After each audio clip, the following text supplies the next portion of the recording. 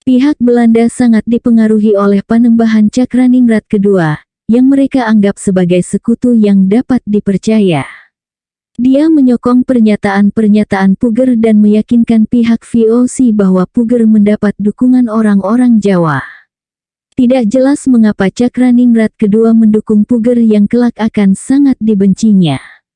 Mungkin alasan utamanya adalah ancaman dari Persekutuan Amangkurat ketiga, Surapati terhadap rencana Cakraningrat kedua sendiri di Jawa Timur. Pada saat itu, Cakraningrat kedua diam-diam sedang memperluas kekuasaannya atas wilayah pesisir Jawa dari Surabaya di timur sampai Juwana dan Pati di kawasan pesisir utara bagian tengah, dan mungkin juga telah memperoleh kekuasaan atas pintu-pintu gerbang cukai di sepanjang Sungai Salah. Oleh karena itu, dia lebih suka bila penguasa di Kartasura adalah orang yang ia perkirakan lebih lemah dan lebih kecil kemungkinannya untuk mengacaukan rencana-rencananya. Agaknya dia juga mengharapkan kemungkinan meletusnya suatu perang baru di Jawa Tengah yang akan memberi peluang pertama kepada pihak Madura untuk melakukan campur tangan di sana sejak kekalahan yang dialami kemenakan Cakraningrat kedua, Trunajaya. Pada Juni tahun 1704, VOC mengakui Puger sebagai susuhunan Pakubuwana pertama tahun 1704 sampai tahun 1719, dan meletuslah konflik yang terkenal sebagai Perang Suksesi Jawa I tahun 1704 sampai tahun 1708. Segera terbukti bahwa daerah-daerah pesisir, yang tadinya telah diklaim Pakubuwana pertama sebagai mendukungnya, hanya memberi sedikit perhatian pada dirinya. Beberapa di antaranya meminta supaya dijadikan daerah kekuasaan VOC, seperti halnya Cirebon, sehingga akan menghindarkan mereka dari konflik yang bakal terjadi dan beban di bawah pemerintahan dinasti Mataram. Inilah yang tidak dikehendaki oleh VOC. Perlawanan utama wilayah pesisir terhadap Pakubuwana pertama datang dari Demak yang berhasil ditaklukkan pada Oktober dan November tahun 1704. Daerah-daerah pesisir kini bahu-membahu menyusun kekuatan, dan pada Agustus tahun 1705, suatu kekuatan yang terdiri dari orang-orang Jawa dan Madura, bersama-sama dengan serdadu-serdadu VOC berkebangsaan Eropa, Bugis, Makassar, Bali, Melayu, Banda, Ambon, dan kaum Mardikers, serdadu bayaran berkebangsaan Indonesia berbahasa Portugis, bergerak menuju Kartasura. Pasukan utama Amangkurat ketiga berbalik setelah Pakubuwana pertama dan sekutu-sekutunya mendekati Ungaran, sehingga tidak ada pilihan lain bagi Amangkurat ketiga kecuali melarikan diri dari Kartasura. Pada bulan September, Pakubuwana pertama memasuki Kartasura tanpa mendapatkan perlawanan, dan menduduki singgasana.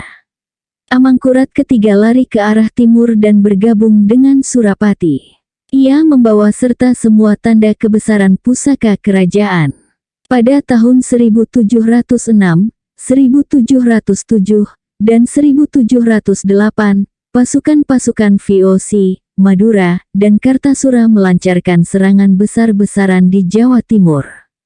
Timbul banyak korban akibat perang dan juga penyakit, dan perniagaan VOC serta keuangannya sangat terpengaruh. Pada tahun 1706, Surapati terbunuh di Bangil, tetapi selain ini serangan tersebut merupakan suatu kegagalan. Namun, pada tahun 1707, Pasuruan berhasil ditaklukkan, sedangkan Amangkurat ketiga dan putra-putra Surapati melarikan diri ke Malang. Perang Suksesi Jawa I adalah intervensi militer besar pertama oleh VOC di Jawa sejak perang melawan Trunajaya. Pasukan-pasukan yang dipimpin VOC dan Pakubuwana pertama itu cukup besar. Menurut satu sumber Eropa, pada tahun 1707, 46.000 orang berbaris dalam kampanye terbesar itu, sebanding dengan 52.000 pasukan yang dipimpin Duke of Marlborough pada pertempuran Blenheim pada tahun 1704. Kampanye tersebut merupakan upaya mahal yang harus dibayar dengan banyak nyawa, yang lebih banyak tewas karena penyakit ketimbang karena pertempuran militer. Satu di antara ciri paling menonjol dari pertempuran ini adalah bukti bahwa inovasi dalam teknologi militer yang muncul dari peperangan di Eropa pada abad 17 dan diperkenalkan ke Jawa oleh VOC, dengan cepat diadopsi oleh orang-orang Jawa. Senjata maclok, yakni senjata yang serbuk mesiunya diletuskan dengan sumbu. Pertama kali diperkenalkan oleh orang-orang Portugis, digantikan oleh senapainen, yakni senjata yang memakai cetusan dari batu api untuk meletuskan serbuk mesiunya, kata Belanda yang berasal dari kata Jawa dan Indonesia, senapan. Begitu juga, sarung peluru kertas, mortir kecil, granat, dan setelah pengenalan usai Perang Suksesi Jawa pertama, bayonet segera diadopsi oleh orang-orang Jawa. Artileri Jawa dan Eropa, perbentengan dan seni penyerbuan telah, dan tetap, mencapai tingkat teknologi yang bisa dibandingkan. Perbedaan budaya, yang kemungkinan ditingkatkan oleh proses familiarisasi yang terjadi antara Eropa dan Jawa, dan menyebabkan tidak muncul keinginan lebih besar untuk saling meminjam elemen budaya satu sama lain, tidak menghalangi alih teknologi militer yang cepat kepada pihak Jawa. Dengan demikian, peperangan Jawa makin modern, dan konsekuensinya, memakan lebih banyak korban, baik nyawa maupun harta. Maka demikianlah Belanda dan Jawa, dua di antara bangsa-bangsa prajurit utama pada abad 17 di Eropa dan Asia, saling berbagi buah berdarah dari kemajuan teknologi kontemporer. Pada tahun 1708, akhirnya Amangkurat III menyerahkan diri kepada VOC berdasarkan kesepakatan bahwa dia diperbolehkan memerintah sebagian Jawa dan tidak harus tunduk kepada Pakubuwana pertama. Akan tetapi, VOC lebih pandai berperang daripada menepati janji-janjinya. Amangkurat III ditawan dan dibuang ke Sri Lanka, tempat dia wafat pada tahun 1734. Kemudian berlangsunglah suatu usaha pencarian pusaka-pusaka yang hilang.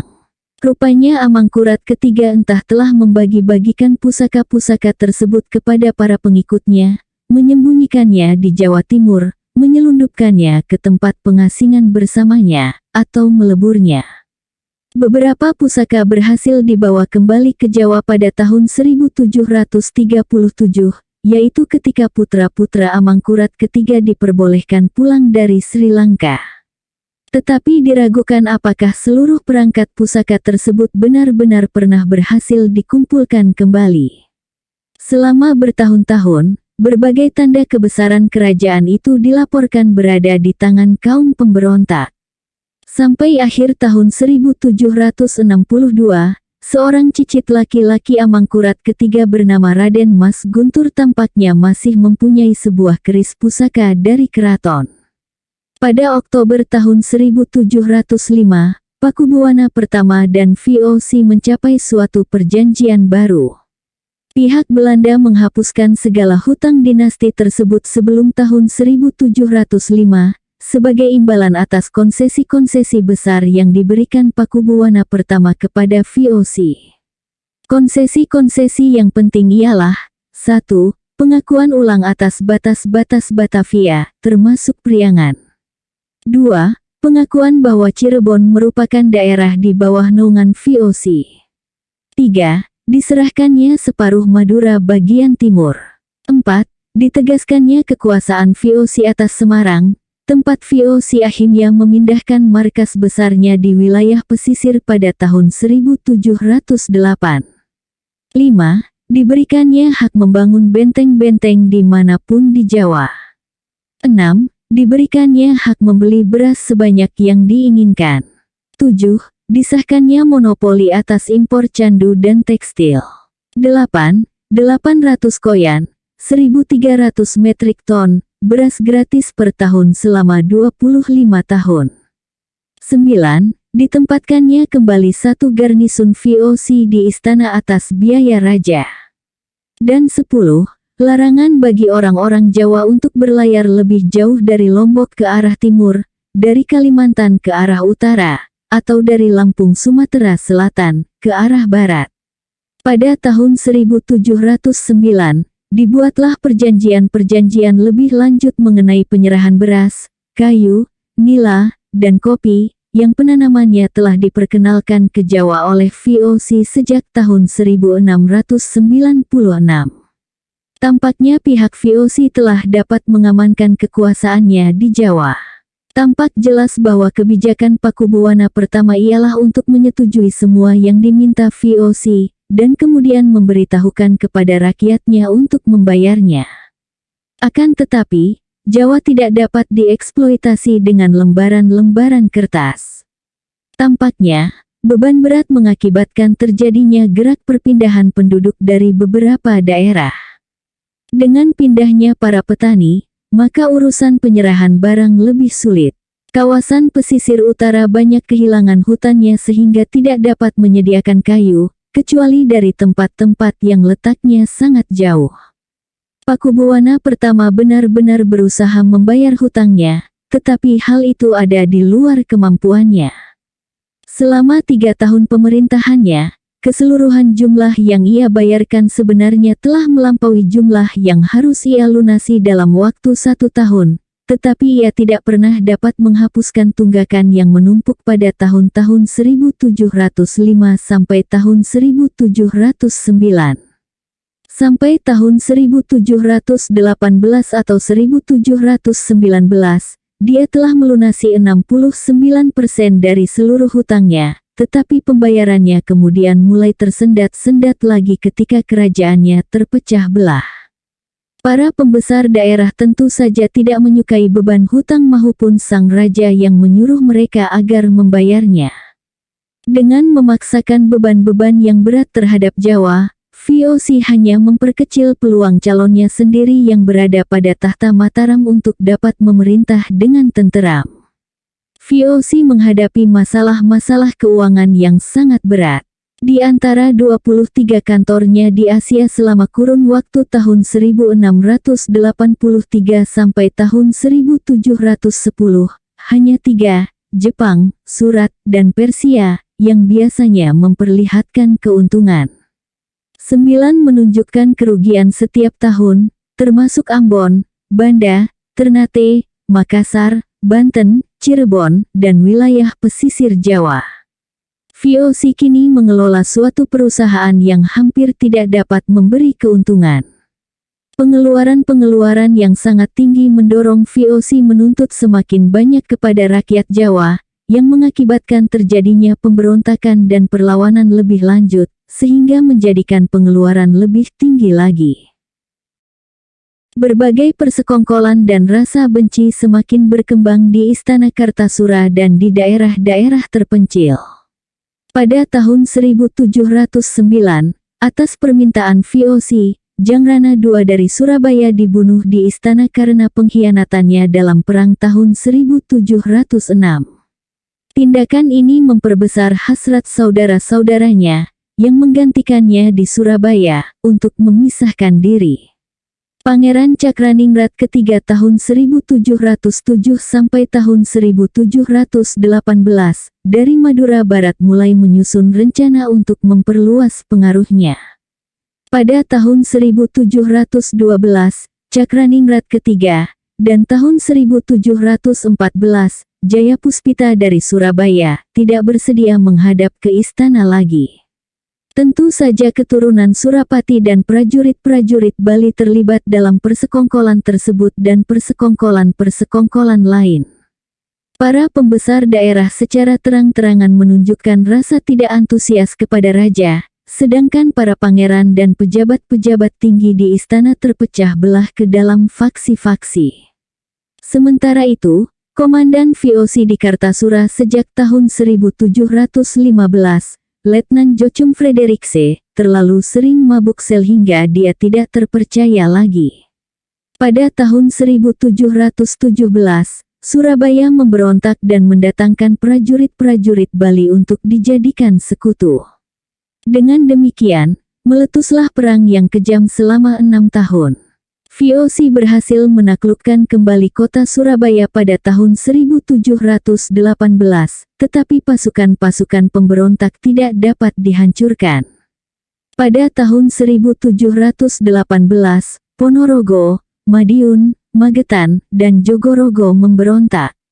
Pada tahun yang sama, putra raja, Pangeran Diponegoro, dikirim untuk menyerang kaum pemberontak, tetapi dia sendiri juga memberontak. Ia diakui sebagai raja oleh para pemberontak, yang kini mempunyai seorang anggota keluarga kerajaan Mataram untuk memimpin mereka. Ia menggunakan gelar raja itu, yang nantinya menjadi terkenal di tangan Dipanagara yang lain lagi, pemimpin besar pemberontakan di awal abad 19, lihat bab 11.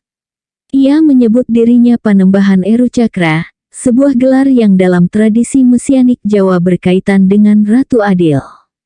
Sikap Cakraningrat ketiga tidak jelas bagi VOC.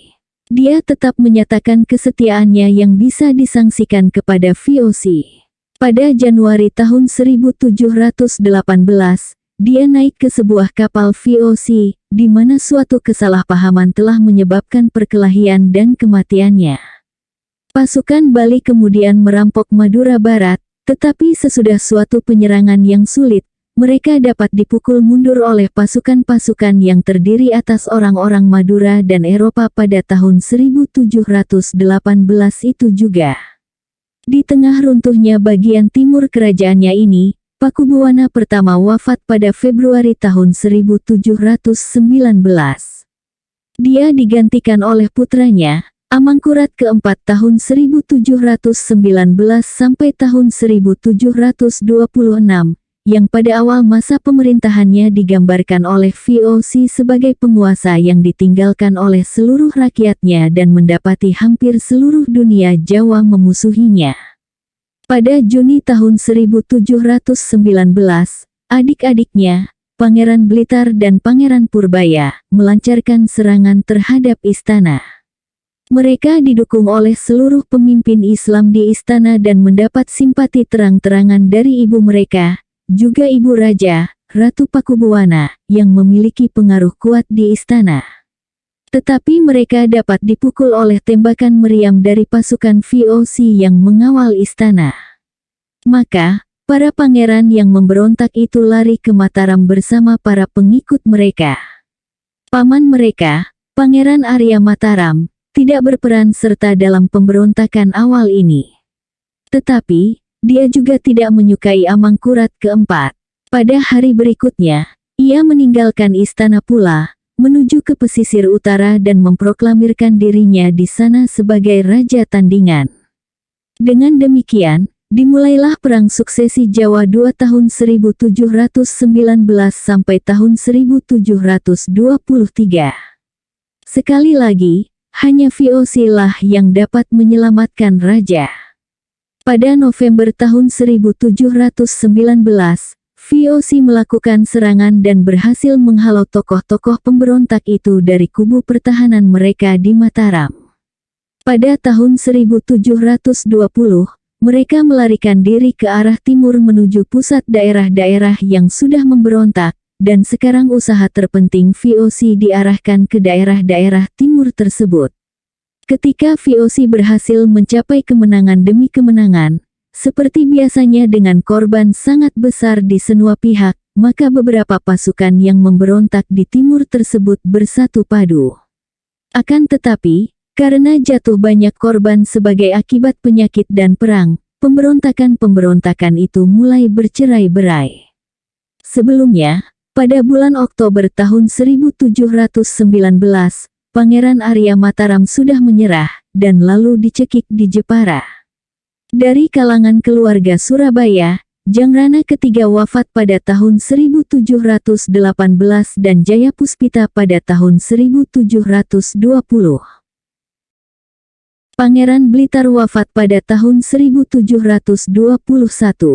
Akhirnya, pada bulan Mei dan Juni tahun 1723, sisa-sisa pemberontak menyerah, termasuk beberapa keturunan Surapati, Surengrana dari Surabaya, Pangeran Purbaya, serta Pangeran Dipanagara. Purbaya ditahan di Batavia, sedangkan yang lain dibuang ke Sri Lanka.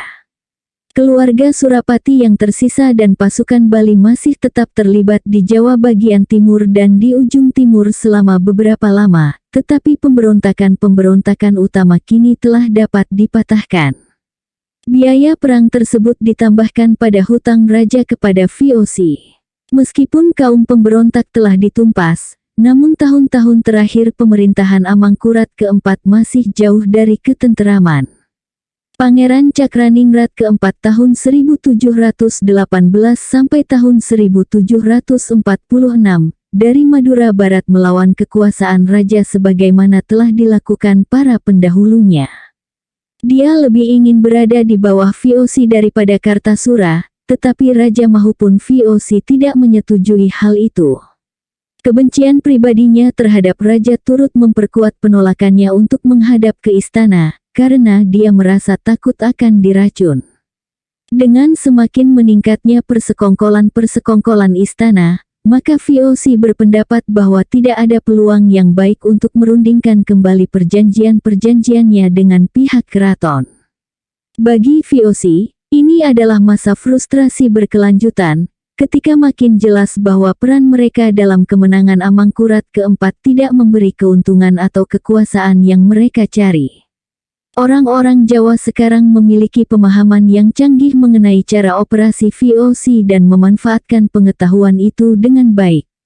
Di bagian barat pantai utara Jawa, yang dianggap penting bagi VOC karena suplai beras dan kayu, bangsa Eropa menghadapi gubernur berdarah Cina Jawa, Adipati Jayaningrat 1726, yang bersama tuan tanah lokal lainnya, menguasai pasar beras lokal dan memanipulasi harga sehingga merugikan VOC. Mereka juga mengacaukan akses cadangan kayu, yang sekarang mulai habis.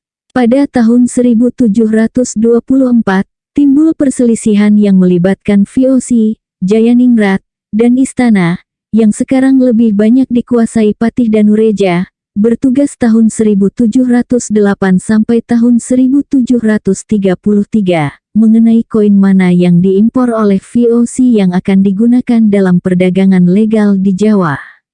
Istana memutuskan mengakui seluruh koin tersebut, namun dengan nilai tukar baru antara kurs Belanda dan riel Spanyol, unit perhitungan utama di kerajaan itu. Hal ini menyebabkan devaluasi kurs VOC di Lawa sekitar 7% dan karenanya mengurangi hutang kerajaan kepada VOC. VOC tidak mampu berbuat apapun kecuali menerima nilai baru tersebut dengan protes. Bulan Maret tahun 1726, Raja jatuh sakit.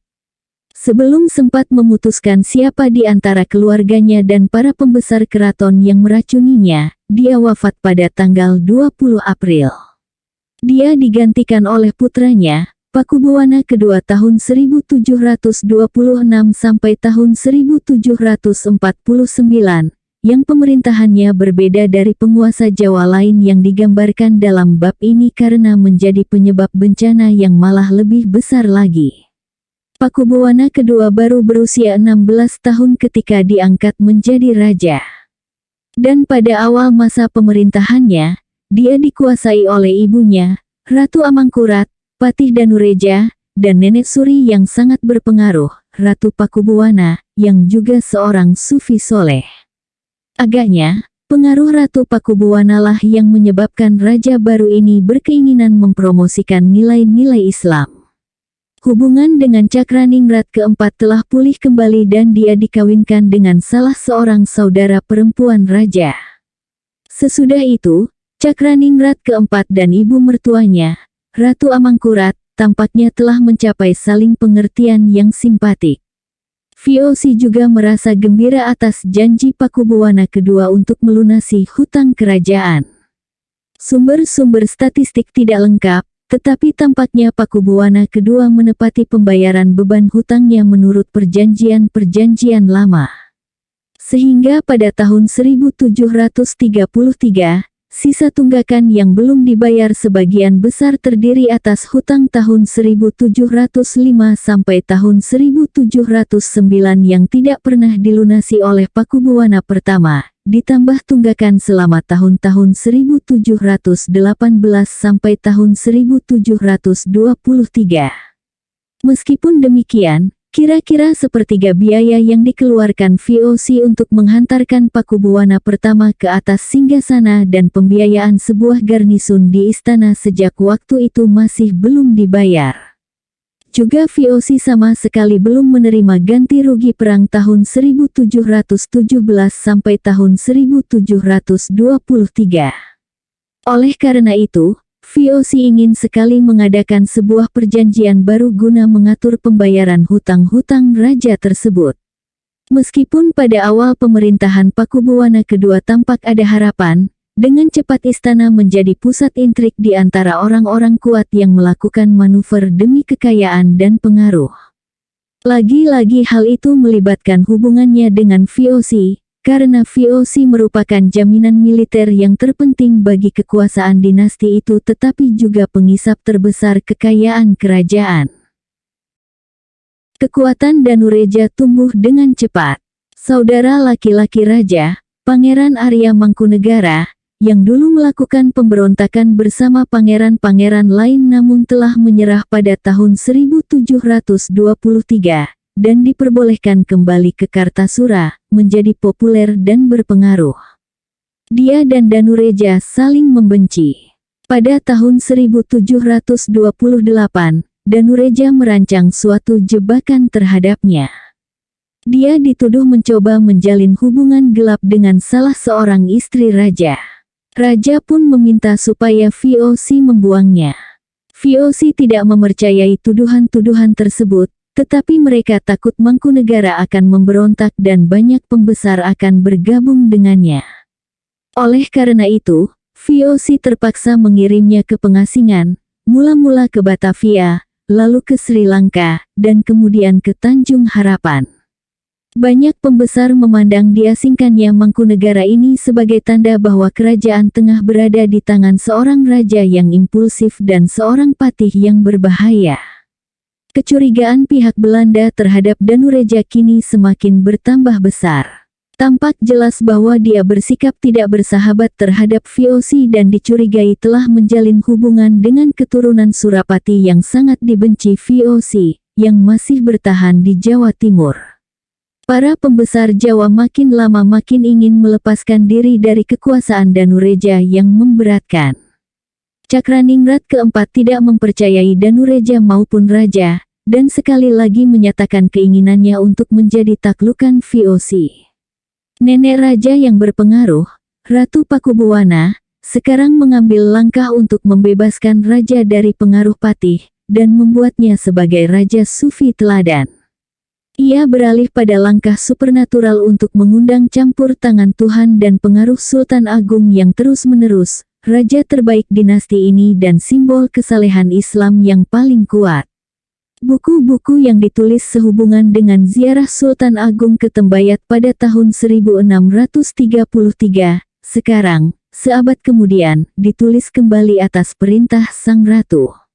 Pada tahun-tahun 1729 sampai tahun 1730, Carita Sultan Iskandar, Serat Yusuf, dan Kitab Usulbiah dikomposisikan ulang oleh juru tulis Ratu Pakubuwana. Pada pembukaan Iskandar dan Yusuf, Ratu Pakubuwana digambarkan sebagai orang yang berpengetahuan luas, berpengaruh, dan diberkati Tuhan. Di situ ia juga berdoa semoga Pakubuwana kedua dapat langgeng menjadi raja, penguasa dunia, memiliki kekuasaan besar, kelimpahan dalam menjalankan pemerintahan. Semoga ia dicintai Tuhan dan Rasul-Nya, Nabi Muhammad. Kitab Usulbiahnya bahkan bertutur lebih eksplisit soal kekuatan supernatural yang ia jalankan dalam kitab-kitab ini. Tertulis di dalamnya bahwa ia menciptakan kitab ini karena upayanya menyempurnakan pemerintahan cucunya. Karena mataharinya, sesungguhnya, bertengger di puncak-puncak gunung, serta karena ia telah lanjut usia dan mendekati kesempurnaan. Usulbiah sendiri secara eksplisit disetarakan dengan Al-Quran. Ia disebut-sebut berisi firman Tuhan dan mampu menjamin kekebalan serta kejayaan dalam perang suci. Membaca kitab ini sama dengan pergi haji ribuan kali atau membaca Al-Quran ribuan kali. Mereka yang memelihara kitab ini akan dijaga oleh 7.700 malaikat dan dilindungi dari sihir. Seorang kafir yang memilikinya akan menjadi muslim, orang bodoh yang membacanya akan menjadi seorang ahli dalam ilmu kesempurnaan suluk. Satu di antara karya-karya Ratu Pakubuwana yang paling berharga adalah sebuah teks pendek yang ditulis pada tahun 1730 yang disebut Suluk Garwa Kancana, kira-kira berarti tembang runa emas. Suluk ini, agaknya, dianggap sebagai karya Sultan Agung sendiri dan bercerita tentang filsafat kerajaan Jawa yang terinspirasi oleh mistisisme Sufi. Sang raja diperingatkan agar berpaling dari kesenangan duniawi dan puja-puji di istananya. Biarkan perjuangan tanpa henti menjadi benteng-bentengmu, ingatan yang agung terhadap Tuhan menjadi senjatamu, iman yang teguh terhadap Tuhan menjadi wahanamu. Raja berangkat perang dengan bersenjatakan mistisisme, kesolehan, zikir dan Al-Quran menjadi senjatanya. Maka, ia akan menerima jubah baru, dengan hakikat sebagai mahkotanya, tarekat sebagai puncak mahkotanya, dan syariat sebagai kainnya. Ratu Pakubuwana dan para bangsawan berpengaruh yang mendukungnya mewakili gerakan Islamisasi terkuat di Istana Jawa sejak masa Sultan Agung. Mereka ternyata amat berhasil. Pakubuwana kedua terus menunjukkan komitmen yang kuat terhadap kesolehan dan moralitas Islam. Lawan terkemuka bagi faksi Islam ini tampaknya adalah Patih Danureja. Pada tahun 1732, Pakubuwana kedua mulai berbalik melawan patihnya. Pada tahun 1733, dia mengumumkan akan mengambil alih tanggung jawab atas urusan-urusan kenegaraan dan meminta VOC membuang Danureja, yang dilakukan VOC dengan senang hati. Raja kemudian menenangkan Cakraningrat keempat dan membebaskan dia dari kewajiban menghadap ke istana.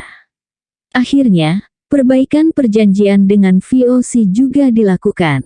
Setelah melalui perundingan-perundingan yang panjang, Raja berjanji membayar 10.000 riel setiap tahun selama 22 tahun untuk menutup tunggakan dan bunganya, 15.600 riel setiap tahun untuk membiayai garnisun VOC di Kartasura, dan 1.000 koyan, 1.700 metrik ton beras setiap tahun selama 50 tahun. Penyerahan beras tersebut adalah 1,15 kali dari penyerahan tertinggi yang pernah dilakukan oleh pihak keraton sebelumnya, sedangkan pembayaran tunainya adalah 1,52 kali dari pembayaran terbaik sebelumnya. Yang betul-betul luar biasa ialah bahwa Pakubuwana kedua tetap melakukan pembayaran-pembayaran tersebut sampai hubungan dengan VOC terputus pada tahun 1741. Sulit untuk memperkirakan pengaruh tingkat pembayaran ini terhadap masyarakat Jawa secara umum. Ketiadaan informasi yang dapat diandalkan, baik tentang populasi Jawa di masa ini maupun mengenai mekanisme-mekanisme apa yang dilakukan untuk membagi rata beban-beban tersebut, membuat orang hanya dapat melakukan perkiraan kasar. Tapi rupanya kita boleh memperkirakan bahwa beban rata-rata setiap keluarga petani tidaklah berlebihan, sekitar 16 kg beras per tahun atau setara dengan harga 1 ekor sapi setiap 5 tahun. Tidak diragukan lagi baliwa bagi sebagian orang Jawa, kehadiran VOC mendatangkan peluang komersil yang menggembirakan. Namun demikian, jelaslah bahwa banyak orang Jawa membenci tindakan dan campur tangan agen-agen VOC, yang kebanyakan adalah etnis Cina, yang berkeliling ke pelosok negeri untuk mencari produk-produk pertanian. Hubungan orang Jawa dengan orang Cina cukup rumit. Sementara sebagian orang Cina jelas dianggap asing oleh masyarakat Jawa dan menerima sikap bermusuhan dari orang-orang Jawa, sebagian lain memiliki akar lokal, memeluk Islam, menggunakan nama-nama Jawa atau Melayu, kawin campur dan bahkan menjadi pejabat tinggi di kerajaan. Seperti yang akan kita lihat di bawah ini, pada tahun 1740-an, banyak orang Jawa siap bersekutu dengan pemberontak Cina yang melawan VOC, karena menganggap orang-orang Kristen Eropa lebih asing daripada Cina. Bagaimanapun, pada tahun 1733, orang-orang Eropa mengira bahwa mereka akhirnya memiliki hubungan stabil dengan negara Jawa. Mereka hampir tidak menduga bahwa proses Islamisasi di istana, yang tidak terlalu mereka perhatikan, akan memiliki pengaruh atas diri mereka. Mereka mempertahankan pos garnisun mereka di Kartasura, tapi mereka menarik detasemen itu dari Siti Inggil di depan istana, yang telah mereka kuasai sebelumnya. VOC mendapati sejumlah urusan mereka terjebak dalam intrik-intrik para elit Jawa yang rumit, yang gelap bagi orang-orang Eropa. Sekarang, setelah wafatnya Ratu Pakubuwana, kesolehan raja jelas didukung oleh adik iparnya, Pangeran Purbaya, dan patih yang baru, Raden Adipati Natakusuma, bertugas tahun 1733 sampai tahun 1742, yang oleh Belanda digambarkan sebagai orang yang soleh lagi bodoh. Pada tahun 1735, VOC mengumumkan revaluasi unilateral atas koin utamanya sekitar 25%, sebagai balasan atas devaluasi unilateral Jawa terhadap kurs Belanda pada tahun 1724. Para abdi Belanda dibayar dengan kurs baru, yaitu 25% lebih sedikit, tapi negara Jawa dan masyarakatnya menolak mengakui kurs itu. Maka, para abdi Belanda itu menderita kerugian sebanyak 25% reduksi dalam daya beli, sementara VOC sendiri tidak memiliki kekuasaan untuk mengubah kebijakan Jawa dalam hal ini. Setelah setahun, Pakubuwana kedua mengumumkan bahwa rakyatnya bebas menerima valuta baru tapi dengan berbagai pengecualian, terutama mengenai nilai pajak yang harus mereka bayarkan kepada penguasa Jawa mereka, sehingga tentu saja rakyat tetap menolak. VOC menyalahkan Purbaya atas berbagai masalah di Kartasura. Pandangan ini muncul akibat laporan para bangsawan anti Purbaya yang menuduh dia atas berbagai penyalahgunaan. VOC juga menganggap Patih Natakusuma sebagai pemimpin kunci konspirasi anti VOC. Pada tahun 1737, Pakubuwana pertama mengangkat Purbaya menjadi patih kedua, berdampingan dengan Natakusuma. Pengaruh Pangeran Purbaya terhadap raja berakhir ketika saudara perempuannya, istri Pakubuwana pertama, wafat setelah melahirkan bayi yang telah mati, pada tahun 1738. VOC ingin lepas darinya. Tanpa dukungan saudara perempuannya dalam majelis kerajaan, ditambah dengan musuh-musuhnya yang kuat dari kalangan para elit Jawa dan posisinya sebagai sasaran berbagai kritik dari orang-orang Eropa, Purbaya diserahkan oleh raja kepada VOC, yang dengan senang hati membuang dia ke Sri Lanka pada November tahun 1738. VOC juga menginginkan agar Natakusuma dibuang, tapi raja ingin mempertahankannya. Sejak saat itu, kebencian raja terhadap VOC tampaknya makin tumbuh. Ia sekarang harus sendirian, tanpa neneknya, Ratu Pakubuwana, atau Purbaya yang memandunya. Kemungkinan, pada masa inilah Pakubuwana II menulis kitab pengajaran Serat Wulang Pakubuwana II. Kitab ini menekankan doktrin-doktrin mistik Islam, mengutuk praktik-praktik seperti menghisap opium, dan mendorong kehidupan yang soleh dan bermoral. Ketika istananya di Kartasura terpecah menjadi beberapa faksi, kerajaan Pakubuwana kedua di perbatasan sebelah timur mulai runtuh. Pada tahun 1738, Cakraningrat keempat menolak menghadap ke istana meski raja telah memerintahkannya, dan bahkan untuk beberapa waktu ia menolak mengirimkan istrinya, saudara perempuan raja, atau putranya sebagai wakil. Kekuasaan Cakraningrat keempat di Jawa Timur makin besar dan mengancam kekuasaan Bali di ujung timur. Lagi-lagi ia berkeras melepaskan kesetiaannya kepada Kartasura dan minta dijadikan vasal VOC. Tampaknya Ratu Amangkurat mendukung niatnya, Tapi VOC menolak memberikan kendali atas lebih banyak wilayah di kawasan pesisir timur laut kepada dia atau putranya. Pakubuwana kedua menghadapi dilema yang amat rumit. Ia diharapkan dapat menjadi teladan Raja Sufi, memimpin rakyatnya dalam kesolehan dan mistisisme, mendekatkan diri kepada Tuhan. Tapi dunia nyata yang ia hadapi penuh dengan masalah, dan kesalehan yang ia miliki tidak memberi solusi. Ia amat bergantung pada VOC dan banyak berhutang, tapi tidak ingin dipersalahkan karena membebani rakyat dan mengundang campur tangan VOC atas urusan Jawa akibat ketergantungan ini. Ia tidak ingin pula menyinggung perasaan VOC yang kafir itu. Dilema ini bisa menjelaskan inkonsistensi dan kebimbangan yang menjadi ciri sepanjang masa pemerintahannya. Markas VOC di Batavia sekarang mendapat reputasi buruk sebagai sumber wabah mematikan yang terus dipertahankan hingga abad 19. Kolam-kolam ikan yang dibangun sepanjang pesisir Batavia merupakan tempat berkembang biak yang ideal bagi nyamuk-nyamuk Anopheles. Sejak 1733, kota ini menyebarkan wabah malaria yang mematikan. Antara 1733 dan 1795, sekitar 85.000 serdadu dan pejabat VOC di Batavia mati karena wabah ini, dan sebab-sebab serupa. Pada tahun 1734, diumumkanlah satu hari pembacaan doa dan puasa untuk memohon kepada Tuhan agar melenyapkan wabah tersebut dari kota ini. Permohonan penduduk Batavia, yang sering dianggap sebagai gembel bermoral bejat dan tidak beriman, ini tidak mengubah keadaan.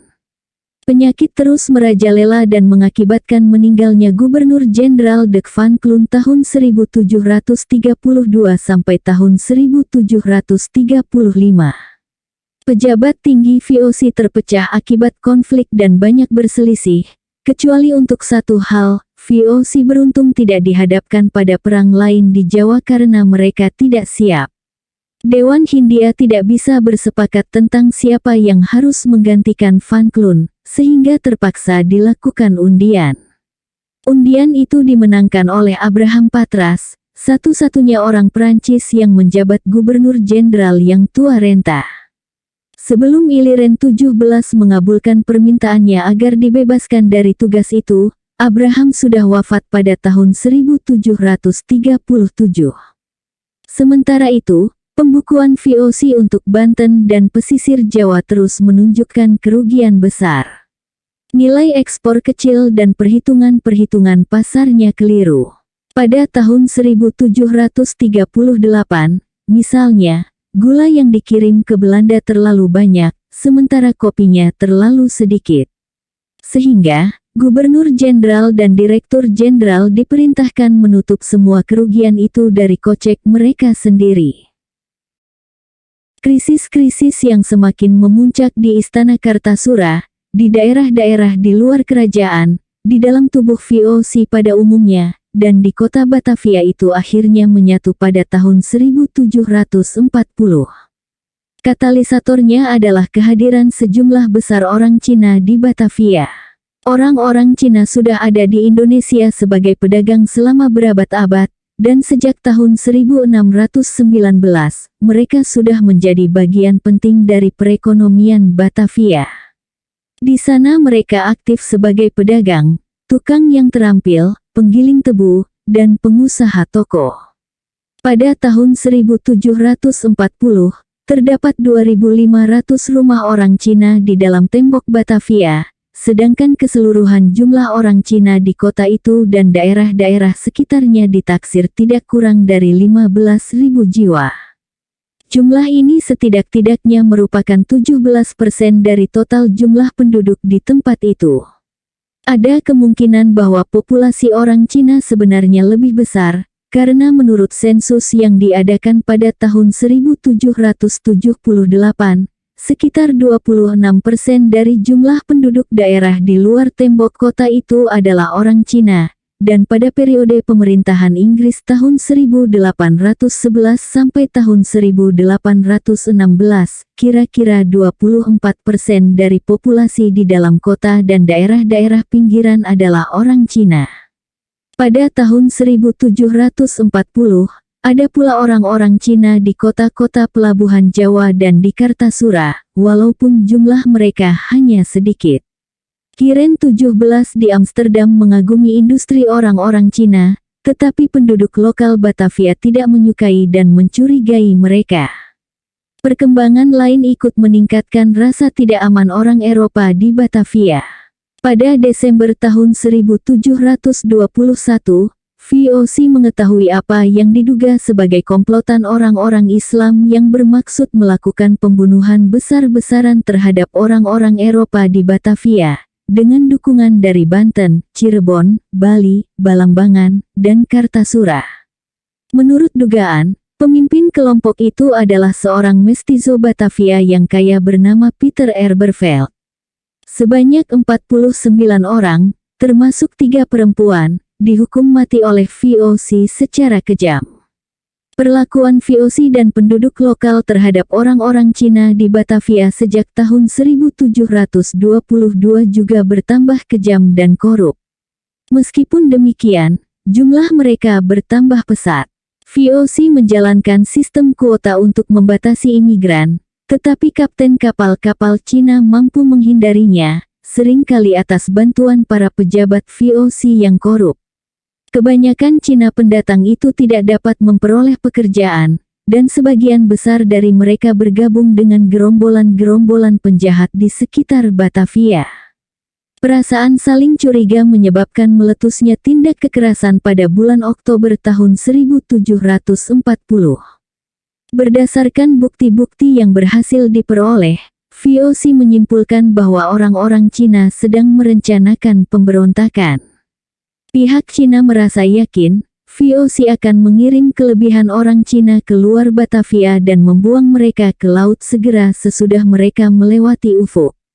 Pada tanggal 7 Oktober, gerombolan-gerombolan Cina yang berada di luar kota menyerang dan membunuh beberapa orang Eropa.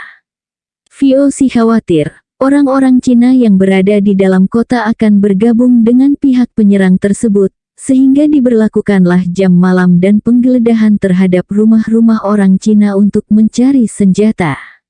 Apa yang sebenarnya terjadi sesudah itu tidak jelas, dan kelak hal itu akan menjadi bahan perdebatan yang hangat.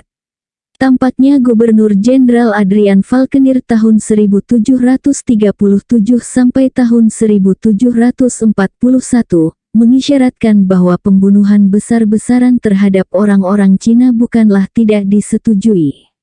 Penggeledahan atas rumah-rumah orang Cina segera tidak terkendalikan lagi.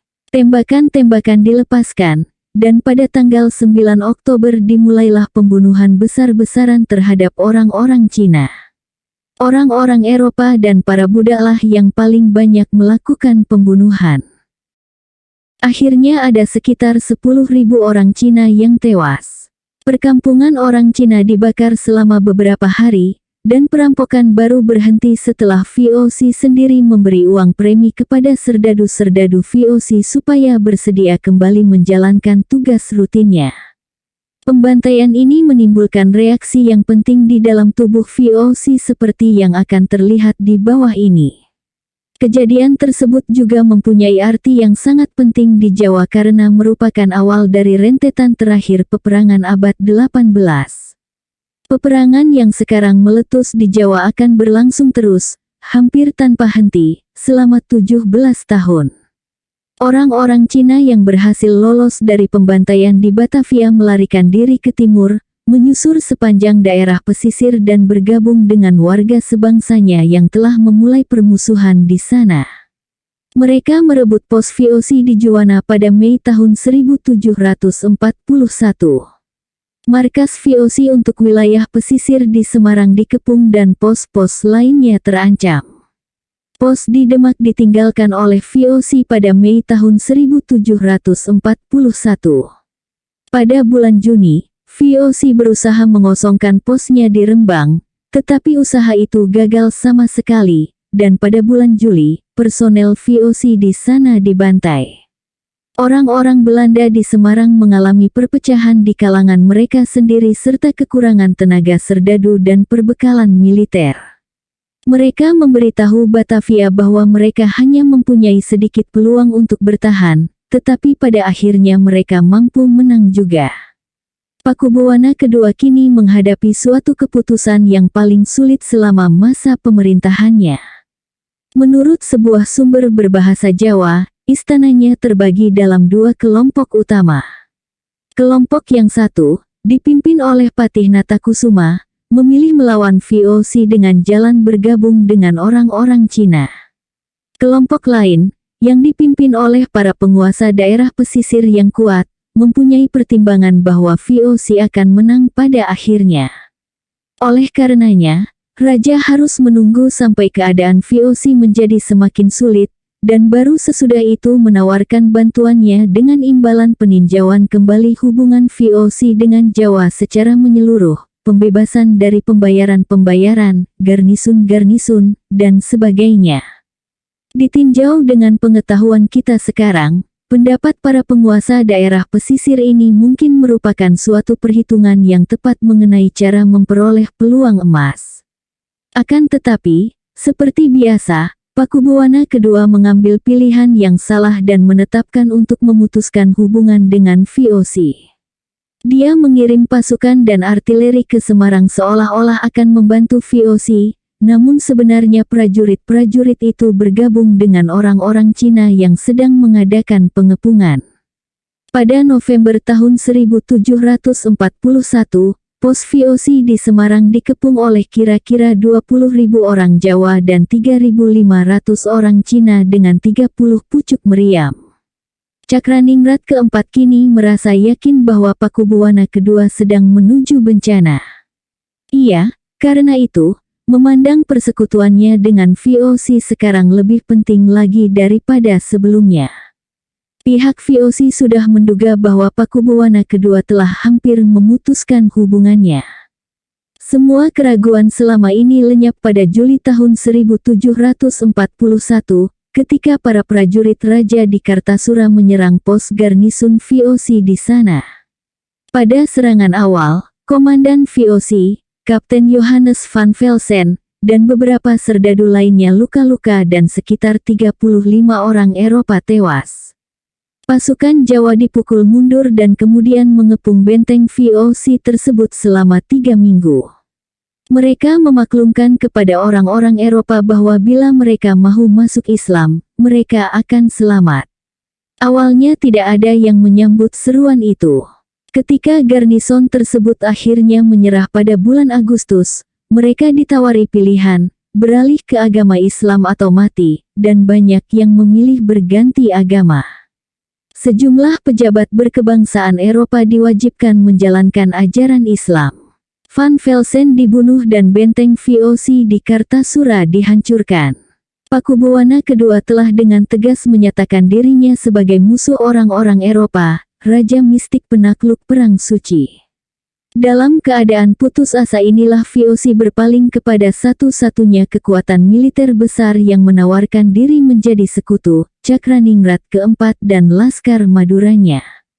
Cakraningrat keempat mengatakan akan membantu VOC apabila dirinya disetujui lepas dari Kartasura dan memerintah secara merdeka di bawah perlindungan VOC, serta diperbolehkan leluasa bergerak di Jawa Timur.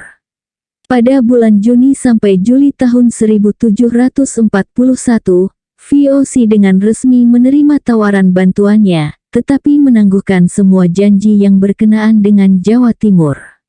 Akan tetapi, Cakraningrat keempat terus meningkatkan usahanya untuk menguasai sebagian besar wilayah tersebut. Sementara itu, pasukan-pasukan bala bantuan telah tiba di Semarang, sehingga jumlah tentara di benteng VOC pada bulan November lebih dari 3.400 orang. VOC kini berbalik melancarkan serangan. Mereka berhasil memukul mundur dari Semarang pihak penyerang dan membunuh semua orang Cina yang berada di daerah itu. Pada akhir tahun 1741 dan awal tahun 1742, VOC merebut kembali daerah-daerah lain yang terancam serangan, sementara Cakraningrat keempat meneruskan operasi pembersihan di seluruh wilayah Jawa Timur.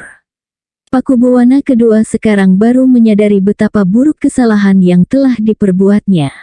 Sekutunya, orang-orang Cina, kalah perang, banyak pembesar Jawa tidak tertarik pada kebijakannya, dan bagian timur kerajaannya dengan cepat jatuh ke tangan Cakraningrat keempat. Dia dan ibunya, Ratu Amangkurat, kini menghubungi VOC dan memohon pengampunan. Tentu saja, walaupun merasa sangat curiga, VOC tidak mempunyai pilihan lain kecuali memberikan jawaban yang agak menyenangkan. Sekelompok kecil pasukan Belanda yang terdiri atas 7 orang serdadu di bawah pimpinan Kapten Johan Andries Baron van Hohendorf menempuh perjalanan yang berbahaya menuju istana pada Maret tahun 1742, dan memulai serentetan perundingan. Pada pertengahan Juni tahun 1742, Raja mengutus patihnya, Natakusuma ke Semarang. VOC dengan persetujuan Raja, menawannya di sana dan mengirimkannya ke pengasingan.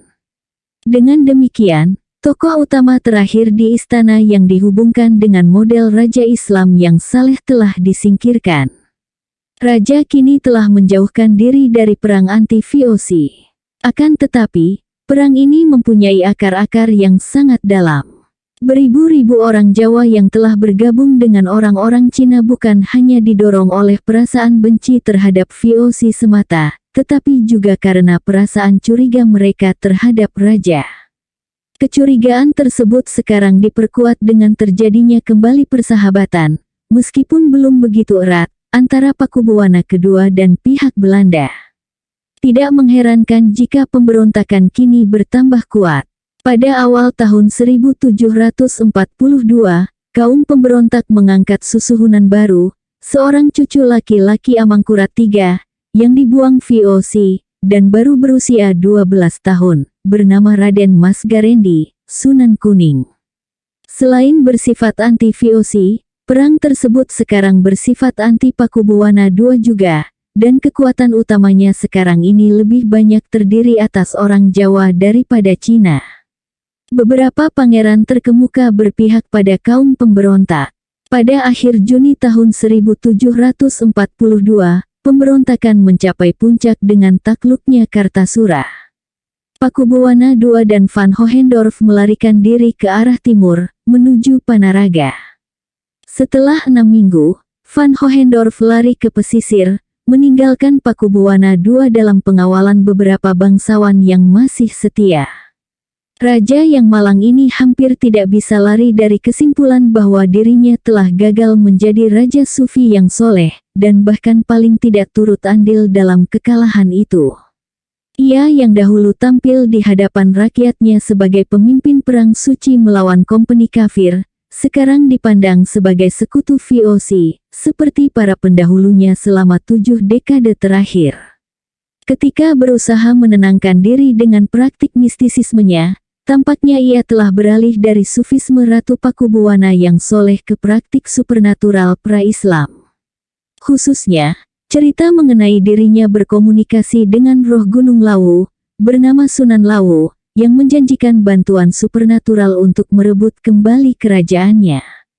Ada pula cerita tentang Raja putus asa ini mencari dukungan spiritual di pesantren terkenal, Tegal Sari, namun ada alasan untuk mengatakan bahwa tradisi sejarah ini diciptakan belakangan. Di tahun-tahun terakhir pemerintahan Pakubuwana kedua, tidak terbukti ada desakan Islamisasi seperti di tahun-tahun sebelumnya. Pakubuwana II mengajukan permohonan nekat kepada VOC. Apabila dia dapat menduduki singgasananya, maka dia akan menghadiahkan wilayah pesisir kepada pihak Belanda dan memperkenankan mereka memilih patih. VOC memutuskan untuk menerima tawaran itu. Namun, pemberontakan berjalan terus, dan VOC menghadapi kenyataan bahwa mereka tidak dapat menyerang pasukan-pasukan pemberontak di wilayah pedalaman walaupun mereka dapat bertahan di daerah pesisir. Pakubuwana II sendiri tidak mempunyai pasukan, sehingga satu-satunya kekuatan ofensif anti pemberontak adalah pasukan Cakraningrat keempat. Pada November tahun 1742, pasukan-pasukan Cakraningrat keempat berhasil merebut Kartasura dan memukul mundur pihak pemberontak. Selama hampir 7 dasawarsa, para penguasa Madura, yang dimulai dari Trunajaya, telah melakukan campur tangan di Jawa. Kini, untuk kedua kalinya, hadiah besar, yaitu Istana Raja sendiri, jatuh ke tangan salah seorang di antara mereka. Cakraningrat IV mengajukan permintaan kepada VOC agar Pakubuwana II dibunuh untuk menjadi contoh bagi para penguasa yang tidak setia. Akan tetapi, pihak VOC memutuskan bahwa stabilitas tetap akan diusahakan dengan jalan mengadakan persekutuan dengan seorang raja yang lunak dari dinasti Mataram, dan tidak ada seorang raja pun yang bisa lebih lunak daripada Pakubuwana II pada tahun 1742. Untuk menghindari putusnya hubungan dengan VOC, maka Cakraningrat IV bersedia mengembalikan istana yang telah berhasil direbutnya itu kepada Pakubuwana II. VOC sekarang mulai merasa khawatir terhadap ambisi sekutunya dari Madura itu. Sekarang, pemberontakan mulai mereda. Garendi menyerah pada bulan Oktober tahun 1743, yang disusul oleh banyak pemberontak lain. Pada akhir tahun 1743, sisa-sisa kaum pemberontak yang penting hanya tinggal 2 saudara laki-laki raja, Pangeran Singasari dan Pangeran Mangkubumi, kelak bergelar Sultan Hamengkubuwono I, tahun 1749 sampai tahun 1792, dan kemenakan laki-lakinya, Mas Said, kelak bergelar Pangeran Adipati Mangkunegara I, tahun 1757 sampai tahun 1795. Mangkubumi, saudara laki-laki raja yang paling berpengaruh, memiliki hubungan yang rumit dengan Pakubuwana II, campuran antara berontak dan patuh yang membingungkan VOC. Hubungan VOC dipulihkan kembali dalam perjanjian November tahun 1743, yang secara resmi mendudukkan kembali Pakubuwana II ke singgasananya. Tidaklah keliru apabila pemulihan ini dikatakan sebagai satu-satunya keberhasilan Pakubuwana II selama masa pemerintahannya. Di samping janji-janji lain, Raja memberi VOC kedaulatan penuh atas Madura Barat, Surabaya, Rembang, Jepara, serta ujung timur, di mana klaimnya atas daerah-daerah ini hanyalah keinginan hampa belaka, dan sebagian dari pendapatan semua pelabuhan lainnya. Selanjutnya VOC diberi kebebasan untuk mengambil suatu daerah yang sempit di sepanjang kawasan pesisir dan di sepanjang semua sungai yang mengalir ke Laut Jawa apabila VOC menginginkannya. Raja juga akan menyerahkan 5.000 koyan, sekitar 8.600 metrik ton beras setiap tahun untuk selama-lamanya, dan hasil-hasil bumi lainnya. Patih hanya dapat dipilih dengan persetujuan VOC, dan harus ada sebuah garnisun VOC di istana. Orang-orang Jawa tidak boleh berlayar kemanapun di luar Jawa, Madura, dan Bali. Sekali lagi kelihatan seolah-olah VOC merupakan penguasa Pulau Jawa, dan demikianlah yang dikatakan Batavia kepada Hiren 17 pada tahun 1745. Akan tetapi, sekali lagi hal itu ternyata tidak benar. VOC bahkan benar-benar bukan tuan atas dirinya sendiri. Pembantaian orang-orang Cina pada tahun 1740 telah menjerumuskan VOC dalam permusuhan internal yang paling sengit. Gustav Willem Baron van Imhoff telah dipilih oleh Hiren 17 untuk memulihkan VOC, dan sejak kedatangannya di Batavia pada tahun 1740, dia memimpin kelompok penentang Gubernur Jenderal Falkenir. Peran apa yang sebenarnya dimainkan oleh kedua orang ini dalam pembantaian orang-orang Cina sama sekali tidak jelas, tetapi Van Imhoff menyalahkan Falkenir atas semua kejadian tersebut. Bulan Desember tahun 1740, Falkenir menahan Van Imhoff dan mengirimnya ke negeri Belanda sebagai tawanan militer. Sementara itu, Tanpa mengetahui kejadian-kejadian tersebut, Hiren 17 mengangkat Van Imhoff sebagai Gubernur Jenderal tahun 1743 sampai tahun 1750, dan ketika dia sampai di negeri Belanda, mereka segera mengirimnya kembali ke Batavia. Ketika pengangkatan Van Imhoff itu diumumkan di Batavia pada akhir tahun 1741, maka Valkenir meletakkan jabatan dan berlayar pulang ke negaranya. Pada Mei tahun 1743, kapal Van Imhoff tiba di Batavia dan dia segera mengambil alih jabatan dari Gubernur Jenderal sementara Johannes Tedens tahun 1741 sampai tahun 1743. Sebuah perintah telah dikirim ke Tanjung Harapan agar menawan Valkenir saat dia singgah di sana. Dia dibawa kembali ke Batavia pada November tahun 1742 dan dipenjarakan dalam benteng hingga akhir hayatnya. Dia didakwa telah melakukan pelanggaran berat dan dijatuhi hukuman mati oleh suatu pengadilan yang diatur oleh Van Imhoff. Dia terhindar dari hukuman penggal kepala karena naik banding. Sahabat-sahabatnya di negeri Belanda juga mengajukan gugatan atas namanya yang tetap belum terselesaikan hingga tahun 1760.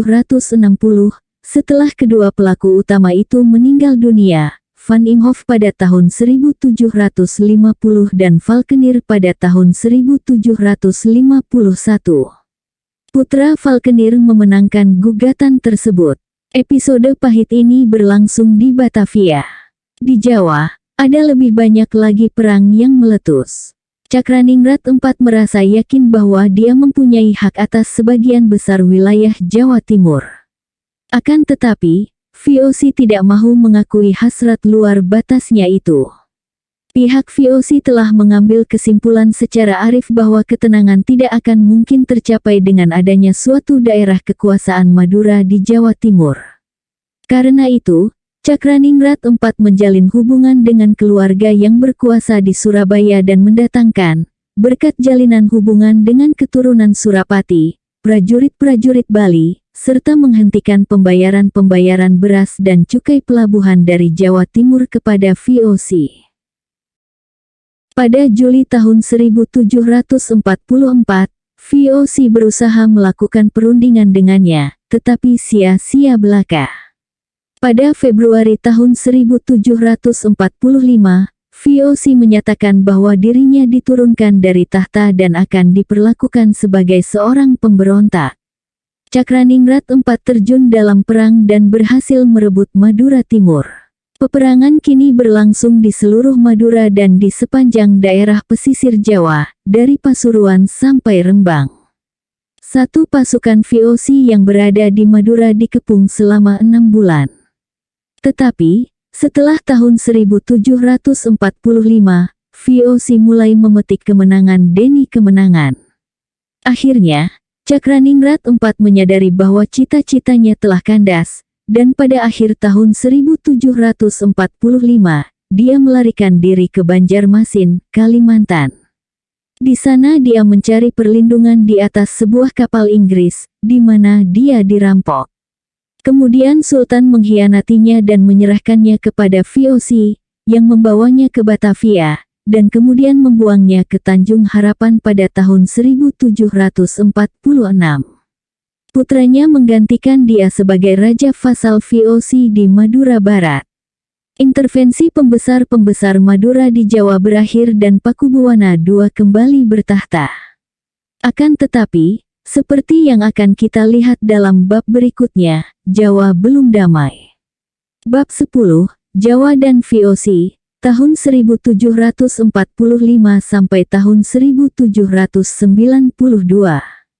Kemajuan militer yang dibahas sejak bab 6 belum membuahkan stabilitas dan hanya memberi sedikit keuntungan kepada pihak VOC. Di Jawa, kemajuan itu diikuti oleh serangkaian peperangan yang kejam dan ketidakstabilan yang terus-menerus. Pada paruh kedua abad 18, kemajuan VOC terhenti dan usaha pertama orang-orang Belanda untuk menguasai Nusantara Indonesia ini berakhir dengan ditarik mundurnya sebagian kekuatannya. Pihak VOC membatasi kegiatan-kegiatannya hanya di wilayah Jawa Barat dan pesisir utara Jawa serta Maluku, dan dengan demikian memungkinkan terjadinya semacam pemulihan kerajaan Jawa. Akan tetapi, kaum elit Jawa masih harus menghadapi persoalan yang menimbulkan banyak pergolakan dan pertumpahan darah, perpecahan di antara mereka sendiri. Cara mereka menyelesaikan persoalan ini adalah membagi kerajaan. Tetapi sebelum semua itu terjadi, masih banyak peperangan yang harus dilakukan. Pakubuwana II memutuskan untuk meninggalkan istana Kartasura yang sudah kacau. Kira-kira 12 km ke arah timur, di tepi Sungai Sala, dia mendirikan sebuah istana baru, Surakarta, yang nantinya tetap didiami oleh keturunannya. Bangunan ini selesai pada tahun 1745, dan kepindahan resminya terjadi pada Februari tahun 1746. Sementara itu, kekuasaan VOC ditegakkan di Surabaya, Rembang, serta Jepara, dan tentu saja Semarang tetap berada di tangan VOC.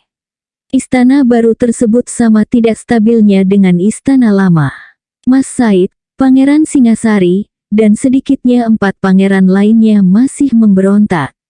Untuk meredam pemberontakan, Raja mengumumkan bahwa siapapun yang dapat mengusir mereka dari Sokawati, daerah di sebelah timur laut, akan diberi hadiah berupa tanah sejumlah 3.000 cacah.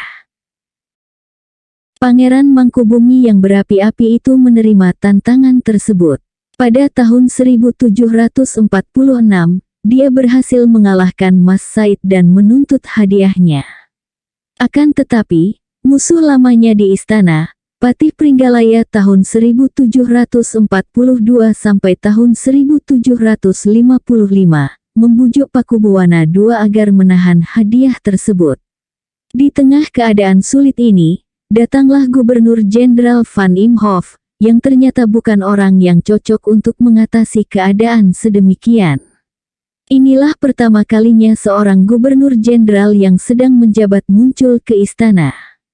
Van Imhoff tidak mempunyai pengalaman yang dapat membuatnya mengerti soal kerajaan Jawa atau yang bisa menuntunnya untuk tidak terjebak dalam jaringan persekongkolan istana yang berbahaya. Kunjungannya itu mempercepat meletusnya perang yang berlangsung selama 11 tahun. Tujuan utama Van Imhoff adalah menangani masalah pesisir. Menurut perjanjian tahun 1743, VOC mempunyai hak atas daerah yang sempit di sepanjang wilayah pesisir dan semua sungai yang mengalir ke laut. Tetapi, apa yang diinginkan Van Imhoff adalah penyerahan sepenuhnya semua pelabuhan daerah pesisir yang belum diserahkan beserta wilayah-wilayah pedalaman yang dikuasainya. Baginya, daerah ini adalah sumber keuntungan yang potensial. Dia mengajukan hal ini kepada raja sebagai solusi atas ketidakmampuan Istana Mataram memerintah wilayah pesisir, yang telah cukup terbukti selama 1 abad. Pakubuwana II yang peragu tidak tahu bagaimana harus bereaksi.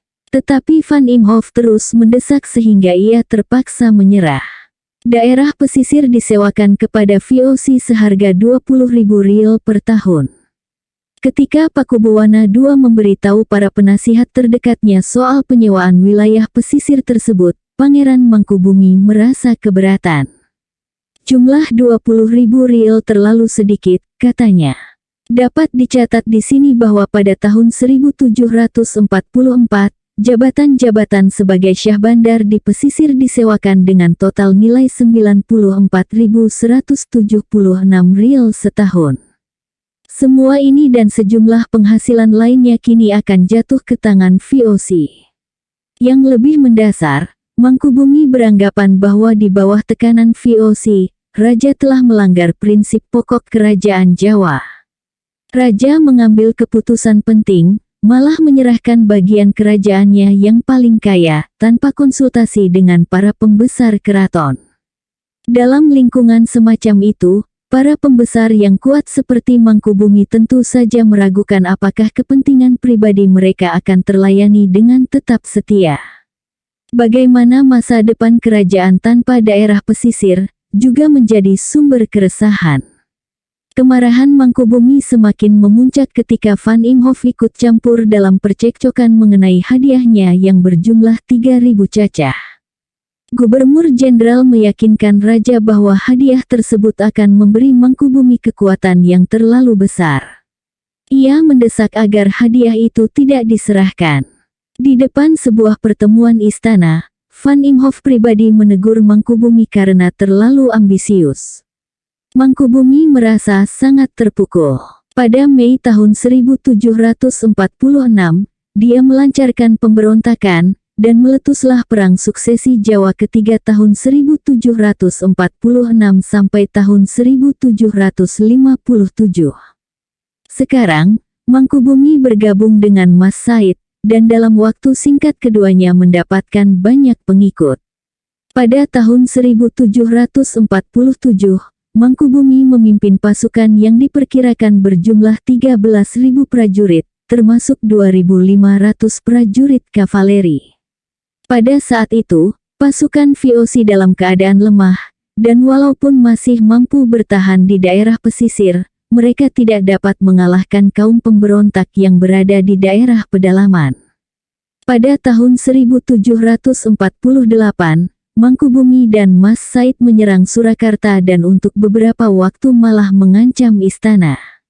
Di tengah pemberontakan itu, di penghujung tahun 1749, Pakubuwana II jatuh sakit.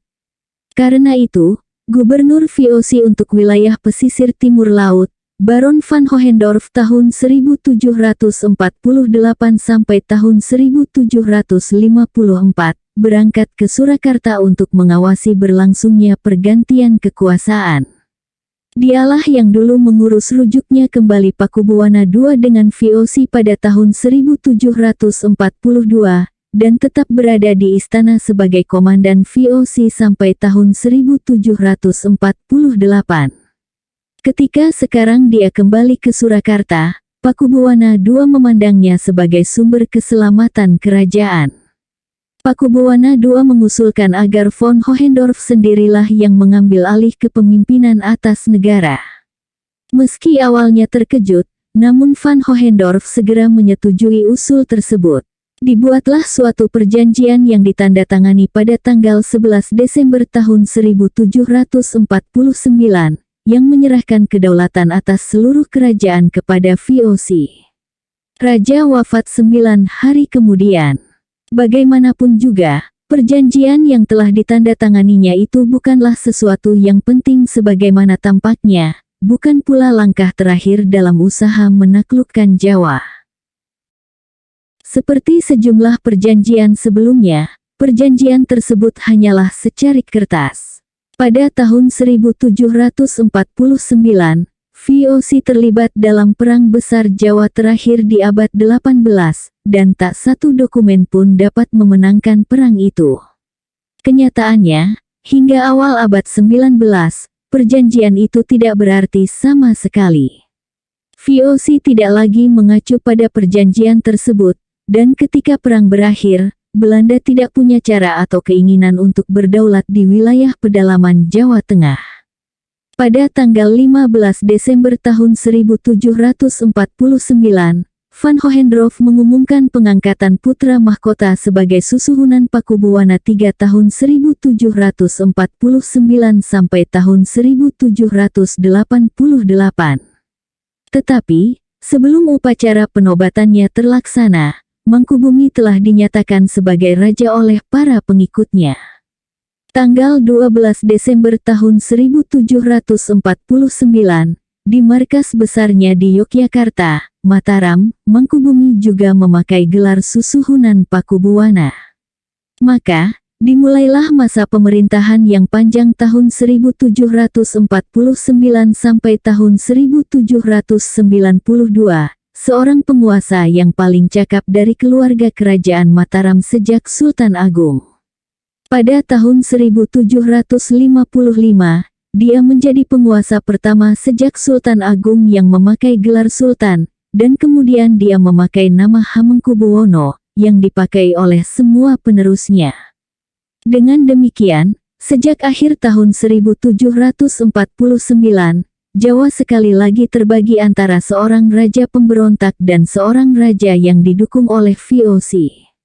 Perbedaannya sekarang ialah bahwa pihak pemberontak sangat kuat, dan VOC jauh lebih lemah, baik di bidang keuangan maupun militer, sehingga kaum pemberontak tidak dapat dihancurkan. Dari tahun 1750 sampai tahun 1754, pemberontakan semakin kuat.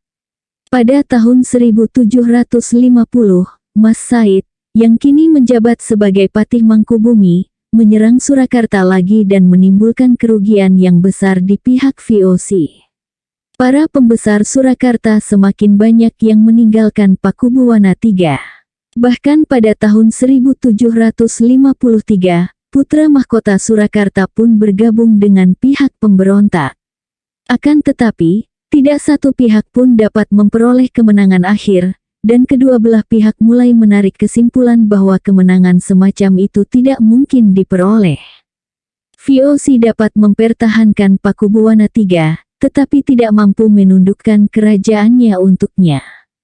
Pihak pemberontak pun berhasil meraih kemenangan demi kemenangan, namun mereka tidak dapat menyingkirkan raja dari Surakarta. Pada tahun 1752, juga timbul perpecahan antara Mangkubumi dan Mas Said, dan Mangkubumi mungkin takut kehilangan kekuasaannya atas pasukan-pasukan pemberontak. VOC memutuskan untuk mencoba merundingkan suatu penyelesaian untuk melepaskan diri dari berbagai peperangan di Jawa yang membuatnya bangkrut. Pada tahun 1754, Mangkubumi juga siap mengusahakan perundingan-perundingan. Pada tahun 1754, gubernur baru untuk wilayah pesisir timur laut, Nicholas Harting tahun 1754 sampai tahun 1761, diberi wewenang menenangkan Mangkubumi dengan menawarkan sebagian Jawa kepadanya. Melalui seorang penengah berkebangsaan Turki bernama Syekh Ibrahim, dijalinlah hubungan dan perundingan-perundingan tidak langsung yang dimulai pada April tahun 1754. Bulan September, mereka telah mencapai banyak kemajuan untuk mengadakan pertemuan pribadi antara Harting dan Mangkubumi. Saat itu, Mangkubumi ingin mendapatkan bantuan militer dari VOC untuk melawan As-Said. Walaupun pada awalnya terdapat banyak perbedaan antara Mangkubumi dan VOC, namun berbagai perundingan itu berhasil menyepakati penyelesaian berdasarkan syarat-syarat Mangkubumi. Dia akan mendapat separuh bagian kerajaan, termasuk ibu kotanya di Mataram. Dia tampaknya merasa keberatan mengakui kekuasaan VOC atas wilayah pesisir, tetapi akhirnya menyetujuinya sebagai imbalan bagi sebuah persekutuan, dan dia juga akan menerima separuh pembayaran sewanya sejumlah 20.000 rial setiap tahun. Dia dan VOC akan bersatu melawan Mas Said. Batavia tidak begitu senang dengan ketetapan-ketetapan tersebut, tetapi merasa berkewajiban meratifikasinya. Pakubuwana III tidak dimintai pendapat tentang pembagian kerajaannya itu, tetapi dia juga tidak punya pilihan lain kecuali menyetujuinya. Pada tanggal 13 Februari tahun 1755, perjanjian Cianti ditandatangani, dan VOC mengakui Mangkubumi sebagai Sultan Hamengkubuwono I, penguasa separuh wilayah Jawa Tengah. Kejadian ini menggambarkan kegagalan kebijakan VOC di Jawa. Sejak campur tangan militer mereka yang pertama hampir 80 tahun lalu, Belanda berusaha menciptakan stabilitas dengan cara mempertahankan seorang raja di atas tahta Mataram yang akan memerintah seluruh Jawa demi kepentingan mereka. Mereka baru menyadari bahwa bukannya menikmati stabilitas, mereka malah terus-menerus menghadapi banyak pertempuran untuk kepentingan raja-raja yang mereka dukung, dengan biaya yang sangat memberatkan. Pada tahun 1743 sampai tahun 1746, mereka menempuh langkah pertama yang menyimpang dari kebijakan ini, yaitu dengan memutuskan bahwa akan lebih baik jika VOC berkuasa langsung atas daerah pesisir daripada diperintah oleh istana. Kini mereka mengakui pula bahwa mereka tidak dapat menjaga kesatuan kerajaan di bawah seorang raja tunggal yang lembek. Sebaliknya, mereka harus mengakui pemberontak terkuat yang pernah mereka hadapi sebagai penguasa atas separuh wilayah kerajaan tersebut. Bagaimanapun juga, gagalnya sebuah kebijakan segera menimbulkan kebijakan lain yang peluang berhasilnya sedikit lebih besar. VOC segera mengetahui bahwa pembagian kerajaan memungkinkan dijalankannya kebijakan divide et impera. Akan tetapi, pada paruh kedua abad 18, VOC sedang dalam keadaan tidak mampu, dilanda korupsi, dan menghadapi kesulitan keuangan sehingga peluang tersebut jarang membuahkan keberhasilan. Karena itu, keadaan yang dihadapi Hamengkubuwono I lebih menguntungkan dibandingkan dengan raja-raja lain selama beberapa generasi, dan dia pun memanfaatkan peluang itu dengan sebaik-baiknya. Pada tahun 1755, Hamengkubuwono I pindah ke Yogyakarta.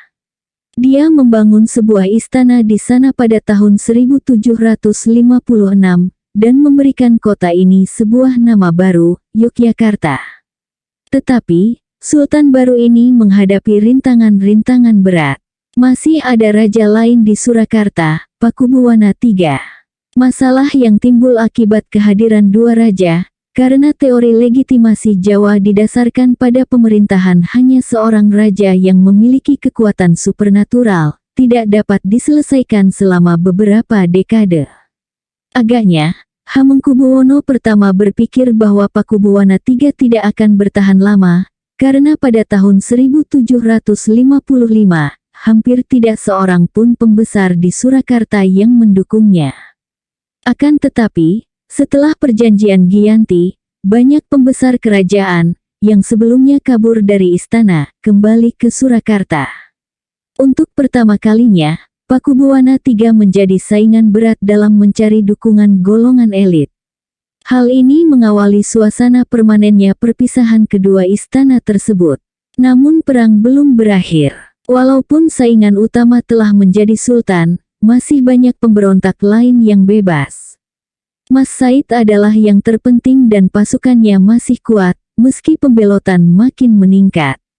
Pada Oktober tahun 1755, dia berhasil mengalahkan satu pasukan VOC.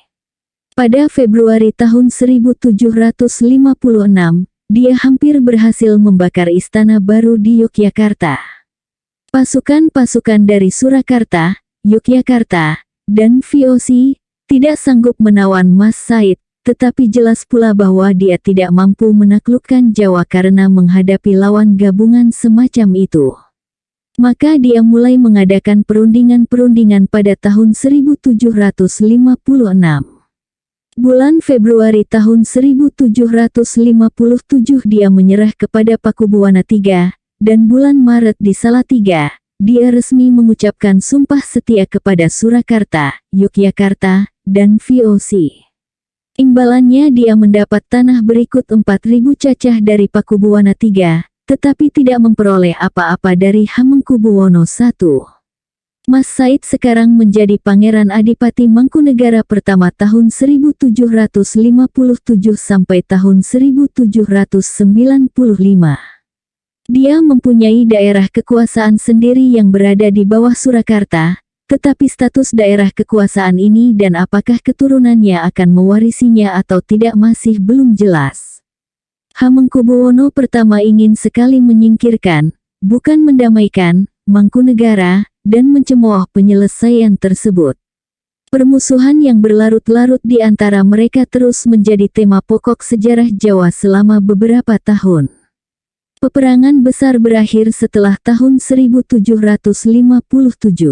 Dari tahun 1757 sampai 1825, tidak terjadi satu peperangan besar pun di Jawa, periode damai terpanjang sejak, paling tidak, awal abad 16.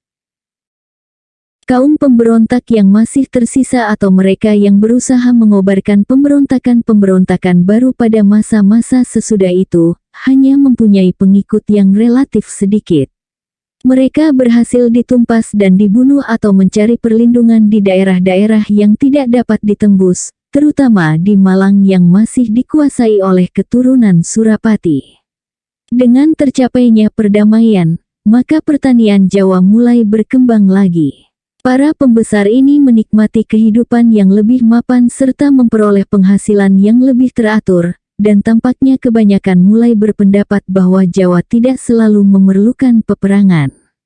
Di kalangan golongan elit mulai timbul tekad untuk memelihara perdamaian. Walaupun pembagian kerajaan belum diterima sebagai suatu ketetapan yang permanen, namun peperangan tidak lagi menjadi satu-satunya cara yang tepat untuk mengubahnya. Dengan perasaan sangat lega, VOC sekarang membebas tugaskan sebagian besar serdadunya yang berkebangsaan Indonesia dan dengan tenang mengurusi daerah pesisir. Akhirnya VOC dapat menarik mundur pasukan-pasukannya dari wilayah pedalaman Jawa, kecuali garnisun-garnisun yang ditempatkan di istana-istana, seperti yang ingin mereka lakukan sejak tahun 1680. Setelah peperangan tidak lagi menjadi satu-satunya cara untuk mempersatukan kembali kerajaan, maka Sultan Hamengkubuwono I, Pangeran Mangkunegara Pertama, dan Susuhunan Pakubuwana III kini lebih banyak terlibat dalam permainan diplomasi perkawinan yang rumit. Hadiah yang dicarinya adalah suksesi di Surakarta. Soalnya, Pakubuwana III tidak mempunyai anak laki-laki. Karena itu, perkawinan dengan salah seorang putrinya akan dapat melegitimasi suksesi di Surakarta, baik oleh garis keturunan Hamengkubuwono I maupun Mangkunegara Pertama. Mangkunegara sudah mengawini putri sulung Hamengkubuwono I, ketika mereka dulu menjadi sekutu, dan walaupun Sultan mempunyai beberapa putra laki-laki, perkawinannya ini mungkin juga bermanfaat di Yogyakarta. Kemudian menyusul adu siasat yang rumit selama beberapa tahun, yaitu permohonan dan penolakan lamaran perkawinan, serta letusan-letusan kecil tindak kekerasan. Semua menjadi semakin rumit dengan adanya fakta bahwa Pakubuwana III tidak mempunyai kepribadian yang kuat atau kecakapan politik seperti Hamengkubuwono Pertama, sehingga Istana Surakarta tetap dipenuhi jaring-jaring persekongkolan selama masa pemerintahannya. Pada tahun 1762, putra tertua Mangkunegara Pertama menikah dengan putri sulung Pakubuwana III, sehingga memberinya peluang besar untuk menggantikan raja. Tetapi, hak potensial Mangkunegara Pertama melalui perkawinan di Yogyakarta hilang pada tahun 1763 ketika istrinya, Ratu Bendara, putri Hamengkubuwono Pertama, meninggalkannya dan kembali ke Yogyakarta. Untuk sementara waktu, kelihatan seolah-olah akan berkobar suatu perang besar, tetapi akhirnya Ratu Bendara menceraikan suaminya. Mangkunegara I terus membenci kejadian ini sampai akhir hayatnya, karena merasa yakin bahwa Hamengkubuwono Pertama lah yang telah memaksa sang putri supaya menceraikannya, sedangkan sang putri sendiri tidak menginginkannya. Namun, dia tidak melancarkan perang. Segala permainan diplomasi perkawinan ini hancur berantakan pada akhir Agustus tahun 1768, ketika Pakubuwana III akhirnya mempunyai seorang putra yang kelak akan memerintah sebagai Pakubuwana IV. Sekarang, karena di kedua istana sudah ada ahli warisnya, kerajaan Jawa selangkah lebih dekat dengan pembagian kerajaan yang permanen. Masih ada pemberontak-pemberontak yang belum mau menerima kekuasaan Hamengkubuwono Pertama, Pakubuwana II, maupun Mangkunegara I. Mereka meliputi beberapa pemberontak yang merupakan ancaman potensial yang penting, tetapi selama tahun 1760-an mereka dapat dilenyapkan. Pada tahun 1762, Raden Mas Guntur, cicit laki-laki Amangkurat III dan menantu Mangkunegara Pertama, tewas setelah berusaha melancarkan pemberontakan. Dengan demikian, berakhirlah usaha-usaha yang dilakukan oleh garis keturunan Amangkurat III, yang disingkirkan dengan dilantiknya Pakubuwana Pertama, untuk mendapatkan kembali kekuasaan di Jawa. Usaha-usaha tersebut meliputi usaha-usaha Raden Mas Garendi dalam Perang Cina dan Raden Mas Guntur dan beberapa peristiwa lain yang tidak begitu penting. Garis keturunan Amangkurat III mewakili cabang lain, dan mungkin lebih sah, dari dinasti itu sejak tahun 1708, tetapi kini telah berakhir. Pada tahun 1763 sampai tahun 1765, seorang pemberontak bernama Abdul Qadir bersama dua orang putranya mencapai banyak keberhasilan di daerah-daerah sebelah barat Semarang, mungkin dengan dukungan diam-diam Hamengkubuwono I. Akan tetapi, putra-putranya terbunuh oleh prajurit-prajurit Pakubuwana III. Abdul Qadir sendiri menghilang dan mungkin meninggal pada tahun 1764. Akhirnya perhatian beralih pada Pangeran Singasari, saudara laki-laki Hamengkubuwono I dan paman Pakubuwana III. Dia berada di Malang bersama-sama dengan keturunan Surapati. Berbagai usaha telah dijalankan oleh Surakarta maupun Yogyakarta untuk membujuknya agar mau menyerah, tetapi semuanya sia-sia. Kemudian VOC mengambil keputusan untuk menumpas perlawanan di ujung timur, yang sudah menjadi miliknya atas dasar perjanjian tahun 1743. Karena Belanda maupun orang-orang Jawa tidak tahu persis soal garis-garis bujur di Jawa Timur, keduanya dengan keliru menganggap Malang berada di sisi VOC sesuai dengan garis yang telah ditetapkan pada tahun 1743. Pada tahun 1767 dan 1768, VOC mengirim serentetan ekspedisi ke daerah-daerah sebelah timur tersebut, ketika pihak Bali sedang terganggu perang saudara.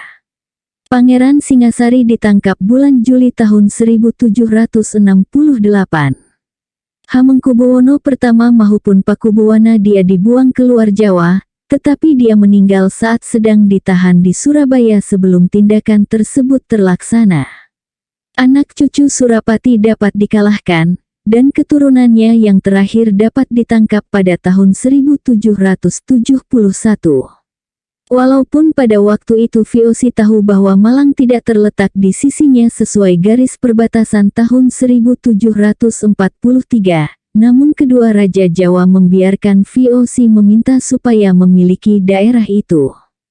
Seluruh wilayah Malang dan ujung timur hampir tidak dihuni penduduk sama sekali setelah sekian lama mengalami kekacauan. Sebagai raja-raja vasal mereka di ujung timur, pihak VOC mengakui dua pangeran Balambangan yang meninggalkan agama Hindu dan menganut agama Islam. Dengan begitu, VOC berharap dapat memisahkan mereka dari orang-orang Hindu Bali. Namun, pada tahun 1771 sampai tahun 1772, perlu dilancarkan lagi peperangan untuk menghadapi perlawanan orang-orang Bali dan penduduk setempat. Sesudah itu, VOC kurang memaksakan Islamisasi. Meskipun demikian, agama Hindu dengan cepat kehilangan pijakan di ujung timur. Inilah salah satu keanehan sejarah VOC, bahwa justru di ujung timur, tempat mereka menghadapi ancaman intervensi dari orang-orang Hindu Bali, VOC membantu penyebaran agama Islam yang sangat ditakuti di tempat-tempat lain di Indonesia. Pada akhir tahun 1760-an, situasi politik Jawa Tengah dapat dikatakan hampir stabil. Alternatif-alternatif bagi pembagian kerajaan makin lama makin pudar. Demikian pula halnya dengan VOC, mereka sudah mapan dengan peran barunya sebagai penguasa daerah pesisir. Campur tangannya dalam berbagai urusan istana kini tidak lagi disertai kekuatan militernya. Bahkan, Hamengkubuwono I pun mencegah VOC untuk membangun sebuah benteng pertahanan yang kuat di Yogyakarta sampai menjelang akhir pemerintahannya. Namun demikian, di balik semakin stabilnya pembagian kerajaan itu, terdapat kekuatan potensial VOC. Siapapun yang berperang pasti akan menjumpai VOC di antara musuh-musuhnya, suatu prospek yang sangat tidak menarik. Pakubuwana III merasa sangat takut melukai perasaan VOC dan mudah terpengaruh oleh VOC, sesungguhnya dia mudah sekali dipengaruhi oleh hampir semua orang. Hamengkubuwono I paham betul bahwa VOC dapat menjadi lawan yang berbahaya, walaupun dia juga benar-benar tahu bahwa mereka dapat dikalahkan dan diperalat. Dia berusaha keras mencegah VOC untuk mencampuri urusan-urusan di istana, dan pada umumnya ia berhasil menempuh jalannya sendiri. Di antara ketiga tokoh sejarah Jawa pada kurun waktu ini, hanya Mangkunegara pertamalah yang tampaknya merasa jijik terhadap VOC, tetapi ia tidak pernah mendapat kesempatan, atau mungkin tidak mempunyai keberanian yang cukup, untuk mengekspresikan rasa jijiknya lewat pertempuran.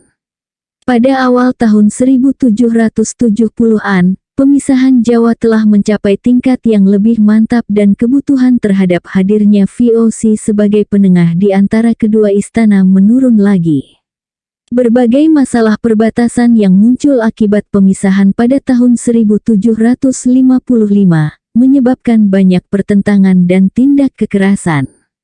Pada tahun 1773 sampai tahun 1774, sensus baru dan kesepakatan pembagian wilayah antara Surakarta dan Yogyakarta dicapai, dan tata cara penyelesaian sengketa selanjutnya ditetapkan. Disetujui pula perundang-undangan baru, yang mengakhiri masalah yurisdiksi yang rumit akibat dari pembagian tersebut dan yang secara resmi mengatur hubungan antar warga kedua istana. Angger Ageng, Peraturan Hukum Besar, dan Angger Aru Biru, Undang-Undang tentang Gangguan terhadap Ketenteraman, disetujui masing-masing pada tahun 1771 dan 1773, dan sesudah itu secara teratur diperpanjang waktunya oleh kedua patih.